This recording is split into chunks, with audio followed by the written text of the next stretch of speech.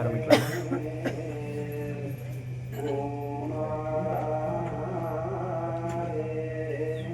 कूजन्तं राम रामेति मधुरं मधुराक्षरम् आरुह्य कविताशाखां वन्दे वाल्मीकिकोकिलम् वाल्मीकिर्मुनिसिंहस्य कवितावनचारिणः शृण्वन् रामकथानाथं कोनयातिः परां गतिम् यः पिबन् सततं रामचरितामृतसागरम् अदृप्तस्तं मुनिं वन्दे प्राचेतसमकल्मषम् गोष्पतीकृतवाराशिं मशकीकृतराक्षसम् रामायण महामाला रत्नमन्दे अनिलात्मजम् अंजनानंदनं वीरं जानकी शोकनाशनम् कपीशमक्षहन्तारम् अन्ते लङ्का भयङ्करम् उल्लङ्घ्य सिन्धो सलिलं सलीलं यशोकवह्निं जनकात्मजायाः आदाय तेनैव ददाह लङ्कां नमामि तं प्राञ्जलिराञ्जनेयम् आञ्जनेयमतिपाटलाननं काञ्चनाद्रिकमणीयविग्रहम् पारिजाततरमूलवासिनं भावयामि पवमाननन्दनम् यत्र यत्र रघुनाथकीर्तनं तत्र तत्र कृतमस्तकाञ्जलिं बाष्पवारि परिपूर्णलोचनं मारुतिं नमदराक्षसान्तकम् वेदवेद्ये परे पुंसि जाते दशरथात्मजे वेदप्राचेददादासीत् साक्षात् रामायणात्मना वैदेही सहितं सुरद्रुमतले हैमे महामण्डपे मध्ये पुष्पकमासने मणिमये वीरासने स्वस्तितम् अग्रे वाचयति प्रभञ्जनसुते तद्वं मुनिभ्यः परं व्याख्यातं भरतादिभिः परिवृतं रामं भजे श्यामळम् पितामहस्यापि पितामहाय प्राचेतमादेशफलप्रदायाः श्रीभाष्यकारोत्तमदेशिकाय श्रीशैलपूर्णाय नमो नमस्तात् श्रीमत्कृष्णसमाह्वाय नमो यामुनसूनवे यत्कटाक्षैकलक्ष्यानां सुलभः श्रीधरः सदा அஞ்சிலே ஒன்று பெற்றான் அஞ்சிலே ஒன்றைத்தாவி அஞ்சிலே ஒன்றாராக ஆரியர்க்காக ஏகி அஞ்சிலே ஒன்று பெற்ற அனங்கை கண்ட அயலார் ஊரில் அஞ்சிலே ஒன்றை வைத்தான் அவன் நம்மை அழைத்து காப்பான் நன்மையும் செல்வமும் நாளும் நல்குமே திண்மையும் பாவமும் சிதைந்து தேயுமே சென்மமும் மரணமும் இன்னி தீருமே இம்மையே ராம என்ற இரண்டெழுத்தினால் திருவரங்கன் திருமுற்றத்தடியார்கள் கூடியிருக்கக்கூடிய இன்றைய தினம் ஸ்ரீலங்கா ராமாயண யாத்திரையினுடைய 2ஆம் நாள் மாலை வேளை. நாம் அனைவரும் வந்திருக்கக்கூடிய இந்த இடம் சீதை அக்னி பிரவேசம் செய்த இடம். துருவம் போலா அப்படின்னு தெரிவிக்கிறார்கள். சீதை சபதம் செய்த இடம், சத்தியத்தை நிரூபித்த இடம், தன்னுடைய கற்பை நிரூபித்த இடம். அந்த இடத்துல இருந்து சீதா மாதாவை தரிசித்துக் கொண்டோம். மேல யுத்த காண்டத்துல வரக்கூடிய விஷயங்களை அவகாசத்துக்கு ஏற்றவாறு சற்று விண்ணப்பம் செய்கிறேன். பகவானுக்கு எத்தனையோ அவதாரங்கள் இருக்கிறார் போலே நாச்சியாருக்கும் அவதாரங்கள் உண்டு. பகவானுக்கு மட்டும்தான் அவதாரம் என்பது கிடையாது. நாச்சியாருக்கும் அவதாரங்கள் உண்டு. ராகவத்வே அபவத் சீதா ருக்மிணி கிருஷ்ண ஜன்மனி அந்யேஷு ச அவதாரேஷு விஷ்ணோரேஷா அனபாயினி. பகவான் ராமாவதாரம் செய்தால் நாச்சியாரும் மகாலட்சுமி தேவியும் மனுஷ்ய உருவத்தை எடுத்துக்கொண்டு சீதையாக திருவவதாரம் செய்கிறாள். தேவத்வே தேவதேகேயம். பகவான் தேவ உருவத்தை எடுத்துக்கொண்டால் மகாலட்சுமி நாச்சியாரும் தேவஸ்திரீயாக அவதரிக்கிறாள். பகவான் கிருஷ்ணாவதாரம் பண்ணின சமயத்திலே மகாலட்சுமி நாச்சியாரே ருக்மிணி நாச்சியாராக அவதாரம் செய்தாள். பகவானுக்கு எப்படி அவதாரங்கள் இருக்கின்றனவோ அதே போல நாச்சியாருக்கும் அவதாரங்கள் உண்டு. அந்த நாச்சியாருடைய அவதாரங்களுக்குள்ள மிக முக்கியமான அவதாரம் சீதா அவதாரம். ஜனகனுடைய திருக்குமாரத்தியாக சீதை திருவவதாரம் செய்தாள். ஜனகனுடைய வம்சத்துல பிறந்தபடியினால ஜானகி அப்படின்னு பெயர் ஏற்பட்டது. அவன் ஆண்ட தேசம் விதேக தேசம். அந்த விதேக தேசத்துல பிறந்தபடியினால நாச்சியாருக்கு வைதேகி அப்படின்னு பெயர். மிதி அப்படிங்கிற ராஜாவினுடைய வம்சத்துல பிறந்தபடியினால நாச்சியாருக்கு மைதிலி அப்படின்னு பெயர். அடுத்து சீதா. அதனால சீதா அப்படின்னா என்னன்னா, ஜனக சக்கரவர்த்தி அவர் புத்திரகாமேஷ்டி யாகம் பண்ணணும், அஸ்வமேத யாகம் பண்ணணும்ங்கிறதுக்காக தொடங்கினார். அஸ்வமேத யாகம் பண்ணணும்னா யாகசாலையை உழ வேண்டும். யாகசாலையை உழுதா அதுல ஒரு நேர்கோடு உண்டாகும். அந்த நேர்கோடு உண்டாகக்கூடிய இடத்துல சாக்ஷாத் மகாலட்சுமிய பெண்ணாக அவர் கண்டார். அதனால ஜனகன் பார்த்து அந்த பெண்ணுக்கு என்ன பெயர் சூட்டுவது யோசித்தார். சீதா லாங்கல பத்ததிகி அப்படின்னு பெயர். யாகசாலையை உழுதா ஒரு நேர்கோடு உருவாகுமே, அதற்கு சீதான்னு பெயர். அந்த நேர்கோட்டுல இருந்துதானே மகாலட்சுமியையே தானும் கண்டார். அதனால இந்த குழந்தைக்கு என்ன பெயர் வைப்பது, சீதா அப்படின்னு பெயர் சூட்டுவோம்னு முடிவு பண்ணினார். சீதான்னா என்ன, நேர்கோடு அப்படின்னு அர்த்தம். நேர்கோட்டுல இருந்து கிடைத்தபடியினால அவளுக்கு சீதா அப்படின்னு திருநாமத்தை சூட்டினார். இன்னைக்கு பெரியாழ்வார் திருநக்ஷத்திரம். பெரியாழ்வாருடைய திருக்குமாரத்தி ஆண்டாள் நாச்சியார்னு பெயர், கோதை அப்படின்னு பெயர். கோதைன்னா என்ன அர்த்தம் அப்படின்னா மாலை அப்படின்னு அர்த்தம். மாலை கட்டக்கூடிய இடத்துல கிடைத்தபடியினால அந்த பெண்ணுக்கு கோதை அப்படின்னு திருநாமத்தை சூட்டினார். அதே போல நேர்கோட்டுல இருந்து கிடைத்தபடியினால அந்த பெண்ணுக்கு சீதா அப்படின்னு திருநாமத்தை சூட்டினார். சிவதனுசை முறித்தான் ராமன், சீதையை கைப்பிடித்தான். 12 வருடங்கள் அயோத்தியில ஆனந்தமாக இருந்தார்கள். தாயார் தகப்பனார் வார்த்தையை கேட்டு கானகத்திற்கு வந்தான். அப்பொழுது ராவணன் சீதையை அபகரித்துக் கொண்டு சிறை வைத்தான். இப்ப நம்ம சரித்திரம் விட்ட இடத்துல இருந்து நாம பார்க்கணும். ராம ராவண யுத்தம் நேற்றைய தினம் பார்த்திருக்கிறோம். ராமன் ராவணனை வதம் செய்தான். தேவேந்திரன் தேர் கொடுத்தான். அந்த தேர்ல ஏறி ராமன் ராவணனை வதம் பண்ணினான். வதம் பண்ணினதுக்கு அப்புறம் விபீஷணனுக்கு பட்டம் கட்டினான். விபீஷண பட்டாபிஷேகத்தை கடைசி நாள் பார்க்க போகிறோம். அங்க சற்று விளக்கமாக விண்ணப்பம் செய்கிறேன். ராமராவண யுத்தம் முடிஞ்ச உடனே விபீஷணனுக்கு ராமன் பட்டாபிஷேகம் செய்தான்.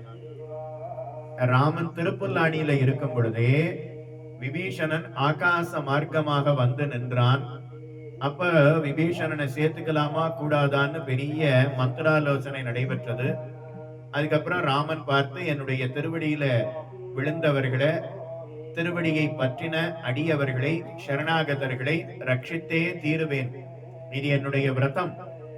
சக்கரதேவ பிரபன்னாய தவாஸ்மீதீச்ச யாச்சதே அபயம் சர்வபூதேபியோ ததாமியதத் பிரதம் மமா அப்படின்னு தன்னுடைய அபய பிரதானத்தை வெளியிட்டான். விபீஷணனை கை கொண்டான். அப்பவே விபீஷணனுக்கு பட்டாபிஷேகம் பண்ணிட்டானாம். ராமராவண யுத்தம் முடிஞ்சதுக்கு அப்புறம் எதுக்கு பட்டாபிஷேகம் பண்ணணும்? இன்னையிலிருந்தே விபீஷணா லங்கைக்கு நீதான் ராஜா. சமுத்திர தீர்த்தத்தை கொண்டு வந்து திருப்புல்லாணியில இருந்தே விபீஷணனுக்கு பட்டாபிஷேகம் செய்து விட்டான் ராமன். அதுக்கப்புறம் ராமராவண யுத்தம் முடிந்தது. யுத்தம் முடிஞ்சதுக்கு அப்புறம் கிரமேண அந்த கிரீடத்தை எடுத்து விபீஷணனிடத்துல தலையில சூட வேண்டாமா, அதனால மறுபடியும் விபீஷணனுக்கு பட்டாபிஷேகம் செய்தான். அதனால சம்பிரதாயத்தை நன்னா அறிந்தோம்னா, ராமராவண யுத்தம் முடிஞ்சதுக்கு அப்புறம் விபீஷண பட்டாபிஷேகம் இல்ல, அதுக்கு முன்னாடியே ஒரு தடவை ஆயிடுத்து. அப்ப மறுபடியும் விபீஷண பட்டாபிஷேகம்னா என்ன அப்படின்னா, கிரீடத்தை ராவணனிடத்துல இருந்து முறைப்படி வாங்கி அவர் தலையில வச்சு பட்டாபிஷேகம் பண்ணணுமே. ராமராவண யுத்தம் முடிஞ்சிடுத்து. இப்ப ராவணன் மாண்டு கிடக்கிறான். மண்டோதரி அழுதாள், புலம்பினாள். இப்ப ராமன் பார்த்து, விபீஷணா, இந்த ராவணனுக்கு சரம சம்ஸ்காரங்களை எல்லாம் செய் அப்படின்னு சொல்ல, விபீஷணன் பார்த்து மறுத்து விட்டான். என்ன இருந்தாலும் உன்னையும் சீதையையும் பிரித்த பாபி இவனுக்கு போய் நான் எப்படி செய்வது அப்படின்னு மறுத்து விட்டான். பகவானையும் நாச்சியாரையும் பிரித்தவன் இந்த ராவணன். இவனுக்கு போய் நான் எப்படி சம்ஸ்காரம் பண்ணுவது அப்படின்னு மறுத்தான். ராமன் பார்த்து, மரணாந்தானி வைராணி நிர்வൃத்தம் ந பிரயோஜனம் கிரியதாமஸ்ய சம்ஸ்காரா மமாப்யேஷ யதா தவ. விபீஷணா, ஒருத்தரிடத்துல விரோதத்தை எது வரைக்கும் காட்டலாம்னா மரணம் வரைக்கும் தான் விரோதத்தை காட்டலாம். அதுக்கு மேல விரோதத்தை காட்டுவது அப்படிங்கிறது கூடாது. புரியணுங்கிறதுக்காக சொன்னேன். இப்ப சொன்னது புரிஞ்சு போச்சா? ஒருத்தரிடத்துல மரணம் வரைக்கும் தான் விரோதம் காட்டலாம், அதுக்கு மேல காட்டக்கூடாதுன்னா, அப்ப ராமன் என்னவோ ராவணன் இடத்துல விரோதம் காட்டின மாதிரியும், அவன் மாண்டு போறது வரைக்கும் தான் விரோதத்தை நான் காட்டினேன், இனிமே நான் காட்ட மாட்டேன் அப்படின்னு சொல்ற மாதிரி அர்த்தம் வந்துடும். அப்படி அர்த்தம் கிடையாது. என்ன அர்த்தம் அப்படின்னா, மரணம் வரைக்கும் தான் விரோதம் அப்படிங்கிறது உண்டாகுகிறது. அப்படின்னா, நான் ராவணனுக்கு எத்தனையோ நன்மைகளை செய்யணும்னு பார்த்தேன், ஆனா அவன் தடுத்து கொண்டு இருந்தான். வேறு வழி இல்லாம அவனுக்கு மரணத்தை உண்டாக்கினேன். இனிமே நான் அவனுக்கு செய்யக்கூடிய நன்மைய அவனால தடுக்க முடியாதல்லவா? இது வரைக்கும் கை இருக்கு, கால் இருக்கு, புத்தி இருக்கு, அதனால நான் ஏதோ ஒரு நல்லது பண்ண வந்தா அதை தடுக்கலாம். இப்போ கை கிடையாது, கால் கிடையாது, பிராணன் கிடையாது, கீழே விழுந்துட்டான். இப்ப நான் அவனுக்கு செய்யக்கூடிய நன்மைய அவனால எப்படி தடுக்க முடியும்? அதனால மரணம் வரைக்கும் தான் அவன் என்னிடத்துல விரோதம் காட்ட முடியும். இதுக்கு மேல அவனால என்னிடத்துல விரோதம் காட்ட முடியாதே, நான் செய்யக்கூடிய நன்மைகளை தடுக்க முடியாதே. அதனால அவனுக்கு சரம சம்ஸ்காரத்தை செய்தே தீர வேணும். விபீஷணா, நீ பண்றியா இல்ல நானே பண்ணட்டுமா? ஏன்னா நான் வழிநடுக இதைத்தான் பண்ணின்னு வந்திருக்கேன். வரும்போது கபந்தனுக்கு நான் தான் பண்ணினேன், அதுக்கு முன்னாடி விராதன் அவனுக்கும் பண்ணிருக்கேன். வாலிய கொன்று ஒன்ன வச்சு சம்ஸ்காரம் பண்ண வைத்திருக்கிறேன். சபரிக்கு செய்திருக்கிறேன். 10 11 நீ பண்றியா இல்ல நானே பண்ணட்டுமா அப்படின்னு கேட்க, அப்ப விபீஷணன் பார்த்து, ராமனுடைய கட்டளையாக இருப்பின் அதை ஒரு காலம் மறுக்க மாட்டேன் அப்படின்னு ராவணனுடைய சரம சம்ஸ்காரங்கள் எல்லாவற்றையும் விபீஷணன் செய்தான். அதுக்கப்புறம் ராமன் பார்த்து லக்ஷ்மணனை அனுப்பினான்.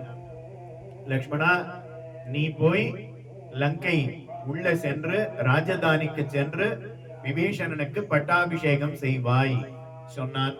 விபீஷணனுக்கு பட்டாபிஷேகம் ஆயிடுத்து. அதுக்கப்புறம் விபீஷணன் ராமனிடத்துல வந்து, அடியன் என்ன செய்ய வேண்டும் அப்படின்னு கேட்கிறான். அப்போ ராவணன் மாண்டு போனான் அப்படிங்கிற சங்கதிய முதல்ல சீதையின் இடத்துல தெரிவிக்கணும். அதை செய்வாய் சொன்ன உடனே விபீஷணன் ஹனுமான் இடத்துல தெரிவிக்கிறான். ஹே ஹனுமன், நீர் வேகமாக சீதை இருக்கக்கூடிய இடத்திற்கு சென்று ராவணன் மாண்டு போனான் அப்படிங்கிற விஷயத்தை சொல்லிவிடும் சொன்னவுடனே அப்படியே ஹனுமான் சீதை இருக்கக்கூடிய அசோக வாட்டிகா, ஏதாப்புல இருக்கக்கூடிய அசோக வாட்டிகா, அந்த பக்கம் சீதா எலியா அப்படின்னு இருக்கு. நாளை காலை அந்த இடத்தை சேவிக்க போறோம். அங்க சில விஷயங்களை நாமும் அறிந்து கொள்ள போகிறோம். அங்க ஹனுமான் சீதைய கண்டார். ராவணன் மாண்டு போனான் அப்படிங்கிறத சொன்னார். இப்ப சீதைக்கு பகு சந்தோஷம். அப்படியே தொண்டை அடைச்சிடுத்து. ஆனந்த கண்ணீர். துக்கத்திலையும் தொண்டை அடைச்சிடும், சந்தோஷம் வந்தாலும் தொண்டை அடைச்சிடும். உண்டா இல்லையா? அதனால சீதை அப்படியே விக்கி விக்கி அழுதாளாம். உடனே கூட இருக்கிறவா அத்தனை பேரும் சீதை ஏன் இப்படி விக்கி விக்கி அழுறான்னு புரியலையே அப்படின்னு கேட்க, ஹே ஹனுமன், முதல்ல என்னை கண்டு ராமனிடத்துல அதை சொல்லி ராமனை இங்க அழைத்து கொண்டு வந்து ராவணனை முடித்து நான் இன்னைக்கு ராமன் கை பிடிக்க போகிறேன்னா அதுக்கு காரணமே நீர்தானே. முதல்ல என்னை கண்டதும் நீர்தானே. உம்மை பார்த்ததுக்கு அப்புறம் தான் எனக்கு பிராணன் போச்சு, அது திரும்ப வந்தது. இப்போ தேனிலும் இனிய ஒரு நற்செய்திய ராவணன் மாண்டான் அப்படிங்கிற நற்செய்திய என் காதுல வந்து சொல்லியிருக்கீரே, உமக்கு நான் என்ன கொடுப்பது அப்படின்னு யோசிக்கிறா சீதை. சீதை பிறந்த குலம் ஜனக சக்கரவர்த்தியினுடைய பெண்ணு, எவ்வளவு பெரிய ராஜகுமாரி. புகுந்த இடமாவது குறைச்சல்னு சொல்ல முடியுமான்னா தசரதனுடைய மாட்டுப்பெண், எவ்வளவு பெரிய ராஜகுமாரி அவள், எவ்வளவு பெரிய ராஜாவினுடைய மாட்டுப்பெண்ணாக வந்திருக்கிறாள். ஆனா இப்ப ஹனுமான் இடத்துல கொடுப்பதற்கு ஏதும் இல்லை. ராஜாவுக்கு குழந்தை பிறந்தா உடனே நேர பக்கத்துல போய் ராஜாவுக்கு வெற்றி உண்டாகட்டும், உமக்கு புத்திரன் சம்பவித்திருக்கிறான் சொல்லுவா. உடனே ராஜா என்ன பண்ணுவார்? சந்தோஷத்துல அப்படியே ஒரு முத்து மாலை எடுத்து இந்தா கொடுத்துடுவார். இப்ப சீதை ஹனுமானுக்கு கொடுப்பதற்கு என்ன இருக்குன்னு தெரியலையே யோசிக்கிறார். அப்ப ஹனுமான் பார்த்து, வேற எதுவும் தர வேண்டாம், ஒரே ஒரு அனுமதி கொடும். இந்த 700 ராட்சசிகள் உம்ம இத்தனை மாதமா இத்தனை காலமா 10 மாத காலம் சீதை இருந்தாள். இந்த 10 மாத காலம் உம்ம உருட்டினாலே மிரட்டினாலே அவர்களை என் கையில வச்சு நசுக்க போறேன். சின்னம் பின்னம் சரை தக்தம், அவர்களை என் கையிலையும் காலையும் வச்சு நசுக்க போறேன். ராவணன் இறந்து போய் 1/2 மணி நேரம் ஆச்சு, 1 மணி நேரம் ஆச்சு, அது கூட தெரியாம இன்னும் ராவணனோடு கூடுவாய் ராவணனோடு கூடுவாய்னு சொல்லிட்டு இருக்காளாம். அதனால இந்த ராட்சசிகளை எல்லாம் கொல்ல போறேன், அதுக்கு அனுமதி கொடுக்கணும் அப்படின்னு கேட்க, அப்ப நாச்சியார் பார்த்து, கருணையே வடிவெடுத்தவள் நாச்சியார், அனுமதி தர முடியாதுன்னு மறுத்து விட்டாள். எய்தவன் இருக்க அம்பை நோவதன். யாரோ ஒருத்தர் நம்ம மேல பானத்தை தொடுத்தா பானத்தையும் அடிப்போம், எய்தவனை விட்டு விட்டு பானத்தை அடிச்சா அது எப்படி? அதனால ஒரு காலம் கூடாது.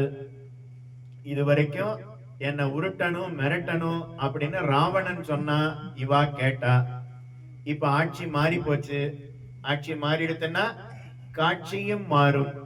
அதனால விபீஷணன் பார்த்து 700 ராட்சசிகளையும் நீங்க சீதைக்கு அலங்காரம் பண்ணி விடுங்கோ, சாமரம் வீசுங்கள், அதுக்கப்புறம் ஆலவட்டம் வீசுங்கள், சீதைய துதிப்பாடுங்கள் அப்படின்னு சொன்னா அத அப்படியே கேட்க போறா. அதனால இவர்களை கொல்லுவது அப்படிங்கிறது கூடாது. எஜமானன் சொன்னத கீழே வேலைக்காரிகள் கேட்டது குற்றம்னா, அப்ப ராமன்கிற எஜமானன் சொன்னத ஹனுமான்கிற வேலைக்காரர் கேட்டாரே, அப்ப கொல்லணும்னா உம்மத்தான முதல்ல கொல்ல வேணும் அப்படின்னு சீதை கேட்டாலும். குற்றம் செய்யாதவர்கள் எவரும் இல்லை, குற்றம் செய்தவர்கள் எல்லாரையும் கொல்லணும் அப்படின்னு முடிவு பண்ணினா அப்ப ராமனுக்கு யாருமே மிஞ்ச மாட்டார்கள். நான் தான் ராமனோட எல்லாரையும் சேர்த்து வைப்பேன். உம்ம முதல் முறையா பார்த்த உடனே நான் செய்ய வேண்டிய வேலையை இனிமே ஹனுமான் செய்வார். யாரா இருந்தாலும் ராமனிடத்துல ஹனுமான் சேர்த்து வைப்பார் அப்படின்னு நான் இத்தனை நாள் நினைச்சிட்டு இருந்தா, கடைசியில நீரும் கொல்லணும் அப்படின்னு நினைத்து விட்டீரே. ஒரு காலம் கூடாது. பாப்பா நாம்பா சுபா நாம்பா வதார்ஹானாம் பிளவங்கம காரியம் கருணமாரியன நகஸ்டென் அபராத்யதி. குற்றம் செய்தவர்களாக இருந்தாலும், மரண தண்டனை விதிக்கிற அளவுக்கு குற்றம் புரிந்தவர்களாக இருந்தாலும் அவர்களை தண்டிப்பது அப்படிங்கிறது கூடாது. புண்ணியம் செய்தவர்களை நாம காப்பாற்ற வேண்டாம், அவ செய்திருக்கக்கூடிய புண்ணியமே அவர்களை காப்பாற்றி விடும். பாபம் செய்தவர்களை அன்றோ நாம் ரட்சிக்க வேணும். அவர்களுடைய முகத்தை பாரு, ராவணன் மாண்டு போனான்ங்கிறத கேட்ட உடனேயே அவ முகம் எப்படி பயந்து இருப்பதை பார். அவர்களை ஒரு காலம் கொல்லக்கூடாது அப்படின்னு சீதை தெரிவித்தாள். அதுக்கப்புறம் ஹனுமான் அத நேர ராமனிடத்துல வந்து சங்கதிய சொல்லிவிட்டேன்னு தெரிவிக்கிறார். இப்ப அடுத்து விபீஷணன் என்ன செய்யணும்னு ராமனிடத்துல கேட்கிறான். சீதையை அழைத்து கொண்டு வருவதற்கு ஏற்பாடு செய்வாய். இப்பதான் நாம முக்கியமான விஷயத்துக்கு வருகிறோம். சீதையை அழைத்து கொண்டு வருவதற்கு ஏற்பாடு செய்வாய் அப்படின்னு சொல்ல விபீஷணன் அப்படியே செய்கிறேன். ராமன் பார்த்து சொன்னான், சீதை எப்படி இருந்தாலோ அப்படியே அழைத்து கொண்டு வர சொல் அப்படின்னு சொன்னான். ஆனா விபீஷணன் பார்த்து சீதைய ராமனிடத்துல சமர்ப்பிக்கும் போது 10 மாசத்துக்கு முன்னாடி அவ எப்படி இருந்தாலோ 10 மாத காலங்களாக சீதை நீராடவில்லை, குளிக்கவே இல்லையா, வஸ்திரத்தை மாத்திக்கவே இல்லையா. அன்னைக்கு என்ன வஸ்திரத்தை உடுத்தி கொண்டு இருந்தாலோ, பஞ்சவட்டியில இருக்கும் போது எந்த வஸ்திரத்தை உடுத்தி இருந்தாலோ அதே வஸ்திரத்தோட தான் 10 மாத காலமும் இருந்தாளாம். முகத்தை கூட அலம்புனது கிடையாதாம். நாம வீட்டு வாசல்ல கார் நிறுத்தி வச்சிருக்கோம்னு வச்சுக்கோங்க, பார்க்கிங்ல ஒரு 10 நாள் அந்த காரை துடைக்காம வச்சோம்னா, பாத்திருக்கீங்களா? 2 வீலர் வச்சிருக்கீங்களா? 10 நாள் துடைக்காம வச்சிருந்தீங்கன்னா அந்த 2 வீலர் எப்படி இருக்கும்? அத போல 10 மாத காலம் தம் உடம்புல பட்ட அந்த வஸ்திரத்துல பட்ட அழுக்க அவ தட்டி கூட விடலையாம். அப்படியே சீதை இருந்தாலும். அதனால 10 மாத காலம் சீதை எப்படி இருந்தாலோ அப்படி இருந்த சீதைய பார்க்கணும்னு ராமன் ஆசைப்பட்டான். சீதையை அப்படியே வர சொல்லு அப்படின்னு சொன்னான். ஆனா விபீஷணன் பார்த்து சீதைய நன்னா அலங்காரம் பண்ணி நீராட வைத்து பட்டு வஸ்திரங்களை எல்லாம் உடுத்தி நிறைய ஆபரணங்கள் எல்லாவற்றையும் கொடுத்து அந்த ஆபரணங்களையும் சீதைக்கு சாற்றி ராமனிடத்துல சர்வாலங்கார பூஷிதையாக அழைத்து கொண்டு வாருங்கள், அப்படியே அழைச்சிட்டு நடத்தி கூட்டின்னு வந்துடாதீங்க, பல்லாக்குல வச்சு தூக்கிண்டு வாங்கோன்னு சொல்லி அனுப்பினான். அதுக்கப்புறம் விபீஷணனே வந்தான். விபீஷணனே வந்து சீதைய வணங்கினான். இத சொன்ன உடனே சீதை பார்த்து, இல்ல விபீஷணா, நான் 10 மாத காலம் மாற்றான் தோட்டத்துல எப்படி இருந்தேனோ அப்படியே ராமன் முன்பாக வர விரும்புகிறேன் அப்படின்னு சீதை சொன்னா. ஆனா விபீஷணன் பார்த்து, இல்ல, ராமன் எனக்கு கொடுத்த கட்டளை அதை நான் நிறைவேற்ற வேண்டாமா? ராமன் எனக்கு சீதைய அழைத்து கொண்டு வாருங்கள் அப்படின்னு சொன்னான். அழைச்சிட்டு வாங்கோன்னா நன்னா அலங்காரம் பண்ணி அழைச்சிட்டு வாங்கோன்னு தானே அர்த்தமாகும். ராமன் ஒரு காரியத்தை சொல்லுகிறான்னா அதை திறம்பட செய்வதுதானே ராம தாசர்களுடைய பொறுப்பு. அங்க காஃபி கேன் இருக்கு, அதை எடுத்துன்னு வாங்கோ அப்படின்னு சொன்னா என்ன அர்த்தம்? காஃபி கேன் எடுத்துன்னு வாங்கன்னு அர்த்தம் இல்ல. அதுல காஃபி விட்டு அதுல ஜீனி சர்க்கரை வேணும்னா சேர்த்து சரியான பக்குவத்துல கொதிக்க வச்சு குடுக்கறதுக்கு உங்களுக்கு டம்ளாரும் கொண்டு வந்து எல்லாத்தையும் கொண்டு வரணும் அப்படின்னு அர்த்தம். காஃபி கேன் எடுத்துன்னு வாங்கன்னா காஃபி கேனத்தானே எடுத்துன்னு வர சொன்னார் அப்படின்னு அதுல அர்த்தமாகுமான்னா ஆகாது. அதே போல விபீஷணன் சீதையை அழைத்து கொண்டு வாருங்கள்னா சீதைய நன்றாக அலங்காரம் பண்ணி அழைத்து கொண்டு வரணும் அப்படின்னு அவன் தெரிவிக்கிறான். சீதையின் இடத்துல வந்து, ராமன் எனக்கு கொடுத்த கட்டளைய நான் நிறைவேற்ற வேண்டாமா? என்னுடைய சொரூபத்தை நான் காப்பாத்திக்க வேண்டாமா அப்படின்னு சீதையை நிர்பந்தித்தான். அதனால சீதையும் விபீஷணனுடைய நிர்பந்தத்தை மீற முடியாமல் போக அதனால அவள் நீராடினாள். 10 மாத காலம் நீராடாம அன்னைக்கு தான் நீராடினாலும். அங்க நாம போனோம்னா சீதா கங்கான்னு சீதா எலியால பக்கத்திலேயே நதி அருவி மாதிரி ஓடும். அந்த இடத்துல சீதை நீராடினாலும். அதனால சீதை நீராடினாள். அதுக்கப்புறம் பட்டு வஸ்திரத்தை விபீஷணன் சமர்ப்பித்ததை அதை உடுத்தி கொண்டாள். அதுக்கப்புறம் விபீஷணன் நிறைய ஆபரணங்கள் எல்லாவற்றையும் ஸ்வர்ண ஆபரணங்கள் எல்லாவற்றையும் கொடுத்தான். அதையும் அணிந்து கொண்டு பல்லாக்குல ஏறி பல்லாக்குல ராமனுக்கு அருகில வருகிறாள். அதுக்கு மேல சீதை ராமனை பார்த்தாள். நிறைய சொல்லணும் நினைச்சோம், ஆனா அவகாசம் இல்லாதபடினால சுருக்கமா விண்ணப்பம் பண்றேன். சர்வாலங்கார பூஷிதையாக சீதை வந்தத ராமன் பார்த்தான். பார்த்த உடனே சடக்கென ராமனுடைய கண்கள் அப்படியே சிவந்தது. ராமனுடைய முகம் அப்படியே சிவந்தது. ராமன் அவன் பேசத் தொடங்கினான். அவன் கோபத்தோட பேசத் தொடங்கினான். ஹே சீதே, நீ என்னுடைய பத்னி, நான் உன்னுடைய பர்த்தா. உன்னை ரட்சிக்க வேண்டியது என்னுடைய பொறுப்பு. உனக்கு ஒரு ஆபத்து ஏற்பட்டால் அந்த ஆபத்தை போக்க வேண்டியது பர்த்தாவினுடைய பொறுப்பு. அதனால நான் வந்தேன். ராவணனை கொன்றேன். உன்னை ராவணனுடைய சிறையில் இருந்து விடுவித்தேன். உன்னை கைப்பிடித்தேன். ஆனா இனிமே நீ யாரோட இருக்கணும்னு ஆசைப்படுகிறாயோ அவர்களோடே வாழலாம். இதோ விபீஷணன் இருக்கிறான், அவனுடைய இருப்பிடத்திலேயே நீ இருக்கணும்னா இருந்து கொள்ளலாம். இல்லைன்னா சுக்ரீவன் இருக்கிறான், எத்தனையோ ராஜாக்கள் இருக்கிறார்கள், நீ எங்கு வேணாலும் இருந்து கொள்ளலாம்.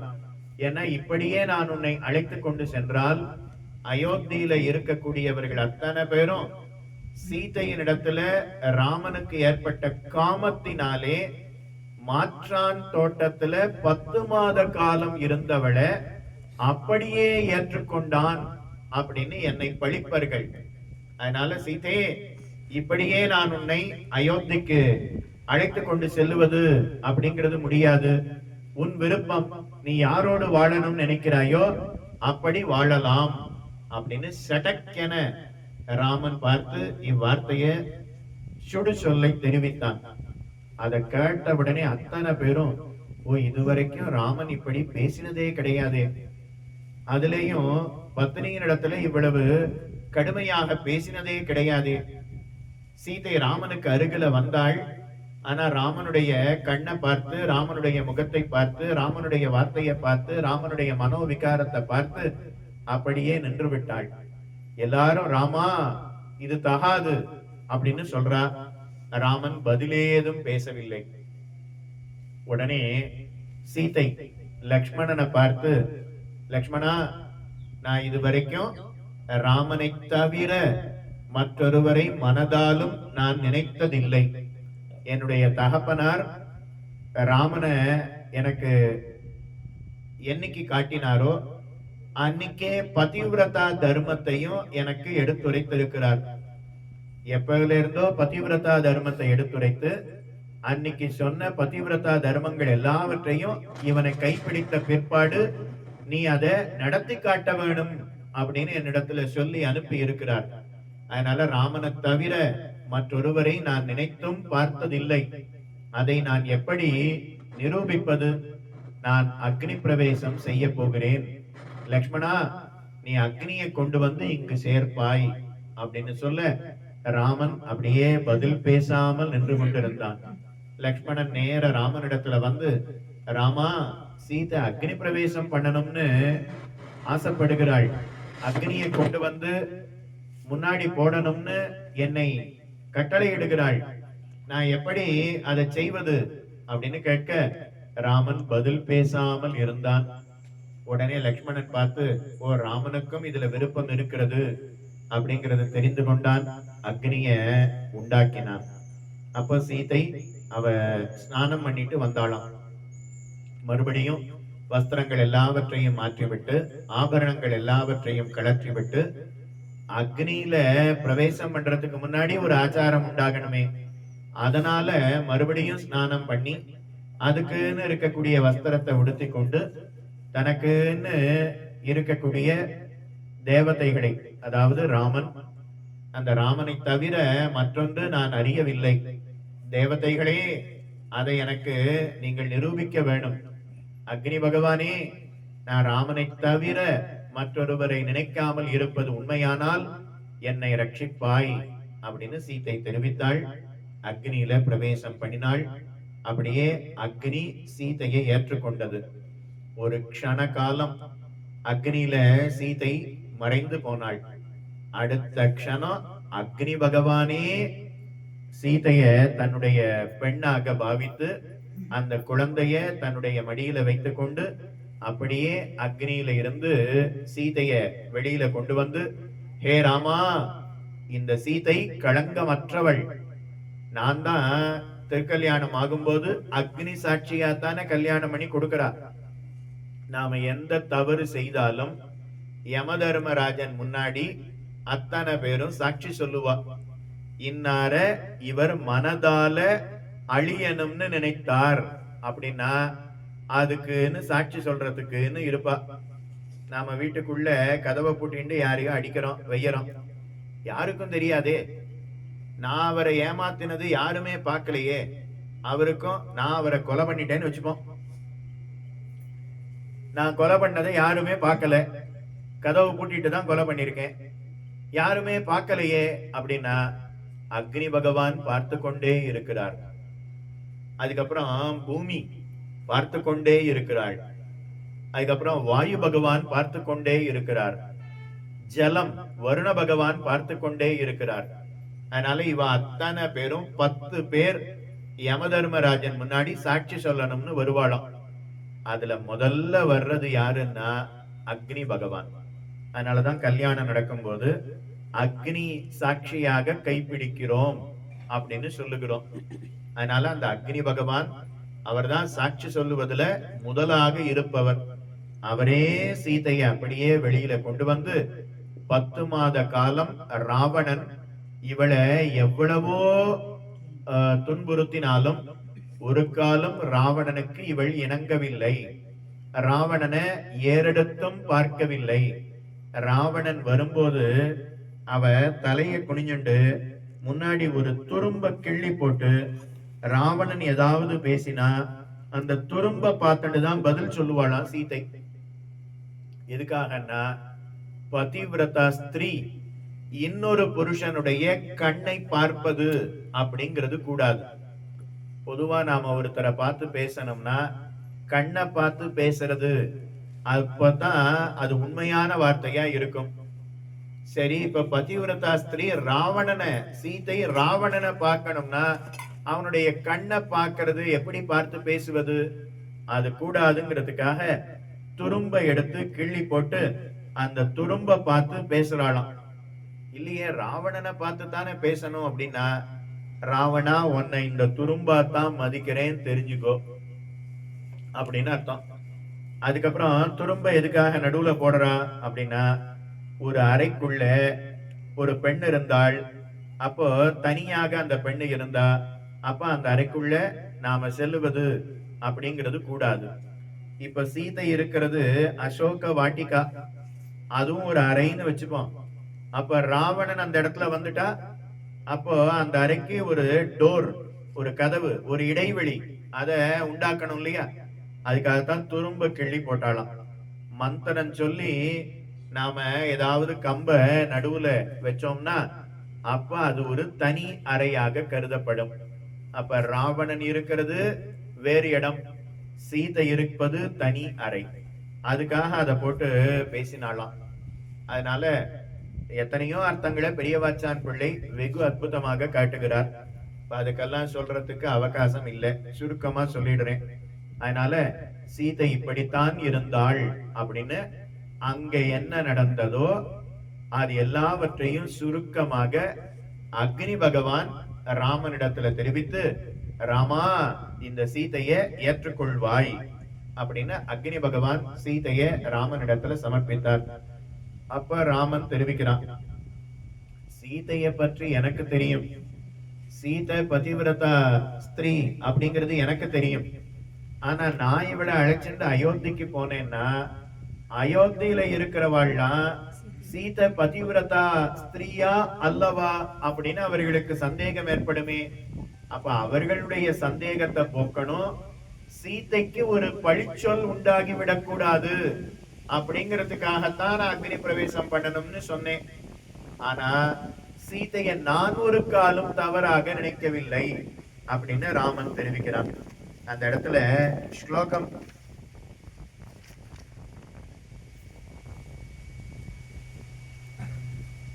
प्राप्त चारित्र सांदेहो मम प्रतिमुखे स्थिता दीपो नेत्रा दुरस्येव प्रतिकूलासी मे दृढம். இந்த ஸ்லோகம் மிக முக்கியமானது. மறுபடியும் அந்த வார்த்தையை சொல்லட்டுமா? தீபோ நேத்ராதுரஸ்யேவ பிரதிகூலாசி மேத்ருடம். ராமன் சீதையை பார்த்து, மஞ்சக்காமால வந்தவனுக்கு எது பார்த்தாலும் மஞ்சளா தெரியும் இல்லையா? அத போல சீதையே, உன்னுடைய நடத்தை குறித்து எனக்கு ஐயம் ஏற்பட்டிருக்கிறது அப்படின்னு சொன்னானா. என்ன சொன்னா? திரும்ப சொல்லுங்க. மஞ்சள் காமாலை வந்தவனுடைய கண்ணு, அதுல எல்லாமே மஞ்சளால தானே தெரியும். அத போல உன்னுடைய நடத்தை, அத குறித்து எனக்கு சந்தேகம் உண்டாகிறது அப்படின்னு தெரிவிக்கிறான். சரிதானா? புரிஞ்சுடுதா? இப்ப சொன்னது விஷயம் புரிஞ்சுடுதா? இப்ப இந்த ஸ்லோகத்திலேயே யார் பக்கம் குற்றம் இருக்குன்னு தெரிஞ்சுக்கலாம். மஞ்சக்காமால வந்தவனுக்கு எதை பார்த்தாலும் மஞ்சளா தெரியும். மஞ்சக்காமால வந்திருக்கு, இப்ப இந்த புத்தகத்தை பார்த்தா அதுவும் மஞ்சளா தெரியும். எனக்கு கூட இப்ப அது வெள்ளையா மஞ்சளா கொஞ்சம் மங்களா தான் தெரியறது. மஞ்சக்காமால வந்தவனுக்கு எல்லாமே மஞ்சளா தான் தெரியும். வெள்ளை வேட்டி அது மஞ்சளா தெரியும். வெள்ளை தூணு அதுவும் மஞ்சளா தெரியும். வெள்ளை சுவரு பெயிண்டிங் அதுவும் மஞ்சளா தெரியும். சங்கம், சங்கு இருக்கு இல்லையா, அது என்ன நிறம்? வெண்மை நிறம், அது மஞ்சளா தெரியும். இப்போ மஞ்சள் காமால இருப்பவனுக்கு சங்கம்ங்கிறது மஞ்சளாக தெரிகிறது. இப்ப ரெண்டு பேர் இருக்கா, ஒண்ணு சங்கம், இன்னொன்னு மஞ்சக்காமால வந்தவனுடைய கண்ணு. இந்த ரெண்டு தானே இருக்கு. இப்போ மஞ்சக்காமால வந்தவனுக்கு சங்கம்ங்கிறது மஞ்சளா தெரியும். அதனால இப்ப ராமனுக்கு மஞ்சக்காமால வந்திருக்கான். சீதை தான் வெண் சங்கத்தை போலையாம், அது இப்ப மஞ்சளா தெரியறதாம். இப்ப குற்றம் யார் பேர்ல இருக்கு? ராமன் பேர்ல தான் இருக்கிறது. ஏன்னா சங்கம்ங்கிறது அதனுடைய நிறம் எப்படி இருக்கும்? உண்மையான நிறம் என்ன? வெண்மை. இவருக்கு மஞ்சக்காமால வந்ததுன்னா அது மஞ்சளா தெரியும். அப்போ சங்கம் மஞ்சளாலாம் மாறல, அது எப்போதும் வெள்ளையா தான் இருக்கு. அப்ப அது ஏன் மஞ்சளா தெரியறதுன்னா இவர் கண்ணுல வியாதி. அப்ப அந்த வியாதி போயிடுதுன்னா அது வெள்ளையா தெரியும்.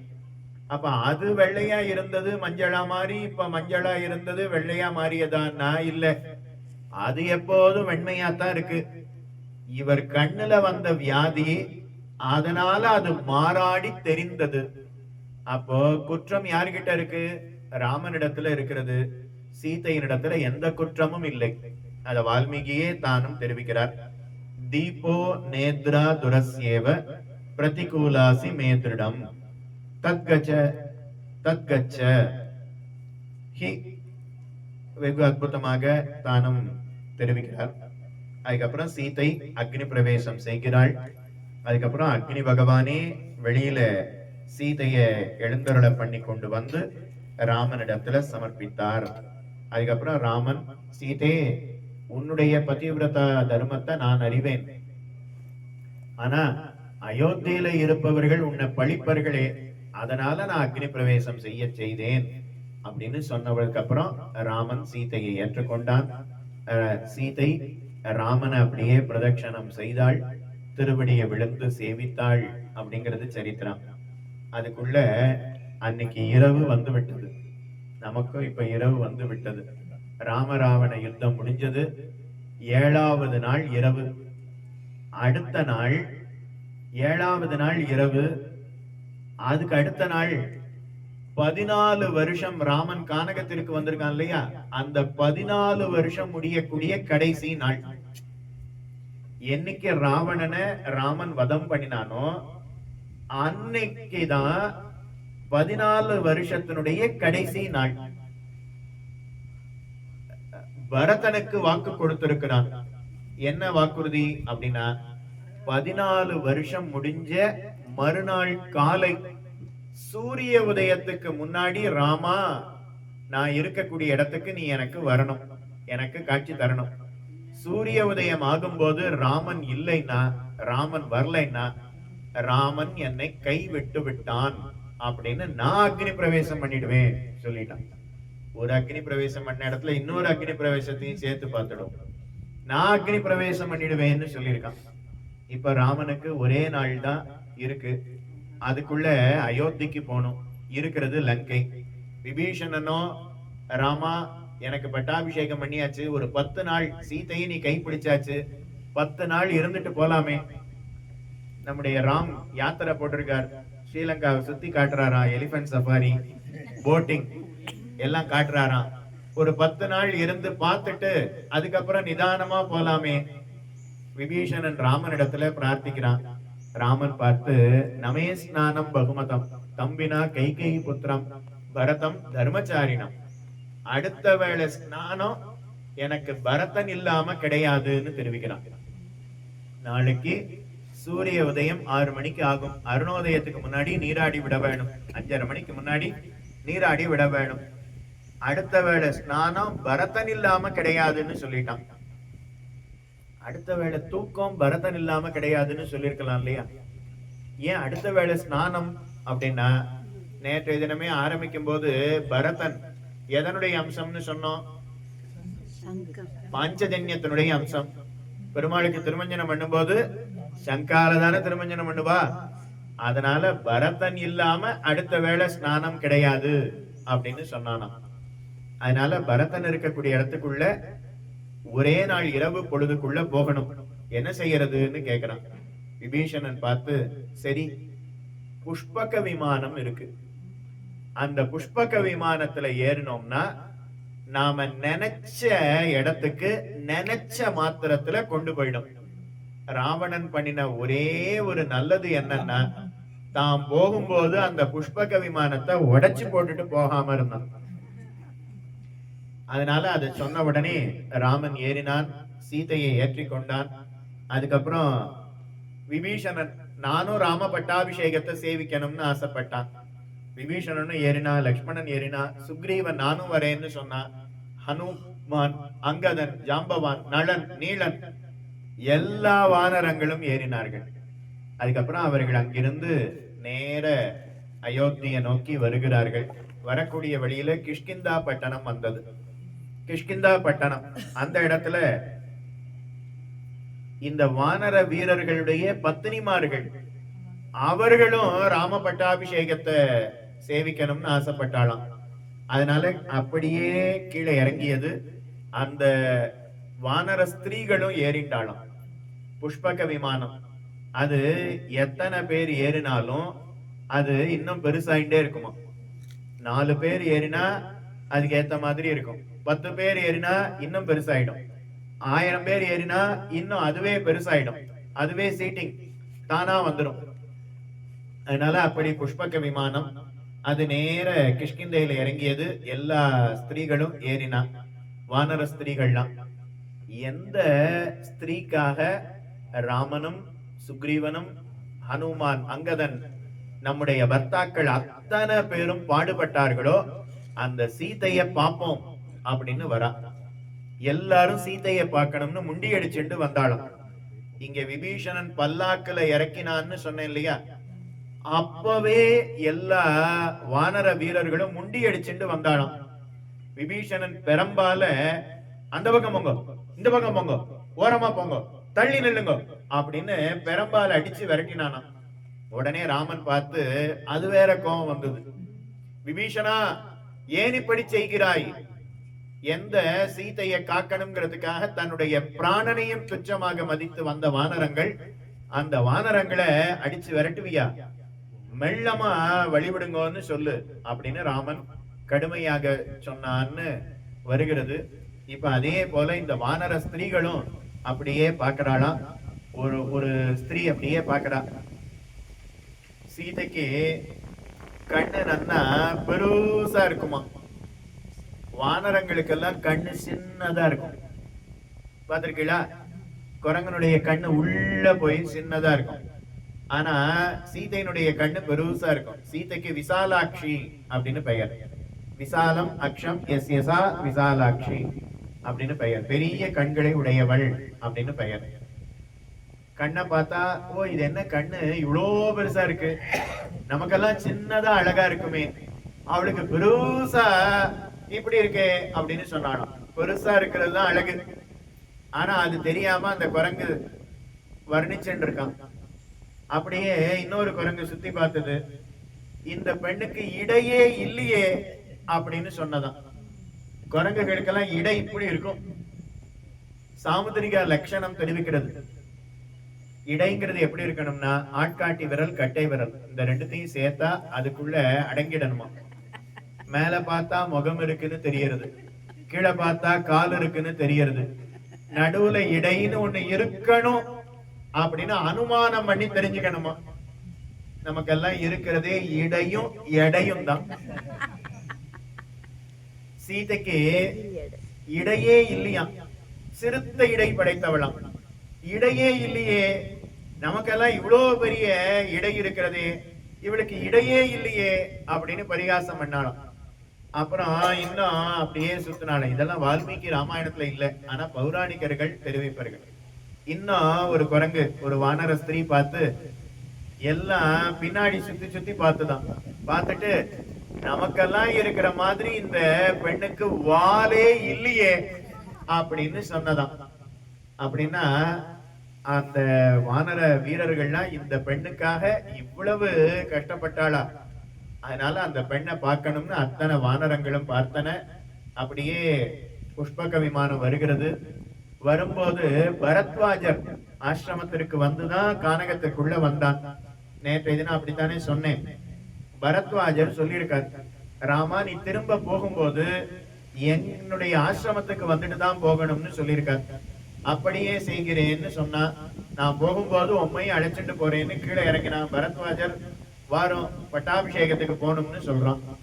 பரத்வாஜர் பார்த்து, இன்னைக்கு ராத்திரி என்னுடைய ஆசிரமத்துல ததியாராதனத்தை முடிச்சிட்டு போலாம்னு சொல்லிட்டார். ஏற்கனவே நேரம் ஆயிருக்கு, இன்னும் போய் ததியாராதனம் எவ்வளவு நேரம் ஆகுமோ இன்னும் பண்ணணுமே.